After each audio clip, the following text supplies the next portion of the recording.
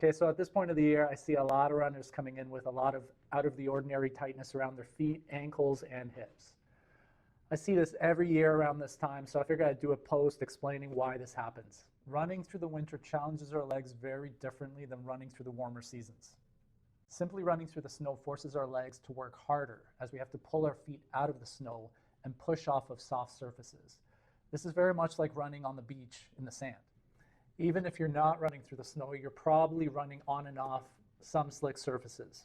Certainly here in Canada, we've seen our fair share of icy roads and sidewalks recently.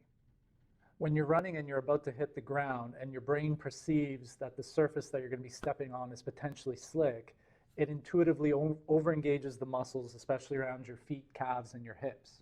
If you've ever stepped out and walked on a sheet of ice, you have felt an extreme version of this mechanism. If you're not paying attention, you may not notice this, but even on mildly slippery surfaces or simply on oversalted sidewalks, the muscles in your legs are working that much harder to push off an unstable base of support. What you end up with is muscles that are more taxed, more strained, they're perceived as tighter, overworked, and maybe some of those old injuries that you've had in the past are coming back to plague you. So what's my advice to you? Well, it starts with the proper footwear. If you're running in the snow, trail running shoes are going to be better than your road runners. And please wear spikes whenever they're called for.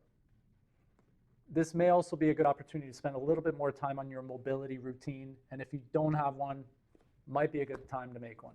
And if the tweaks begin to occur, be smart, scale back your training a little bit. It'll be okay. It's important to listen to your body, especially at these times when you are straining it a little bit more than normal. This, of course, means that at least for a short period of time, you're making your runs a little shorter, maybe a little less intense, or maybe both, until things resolve. And if they don't, absolutely seek help from a professional. Stay safe, stay warm, and happy running.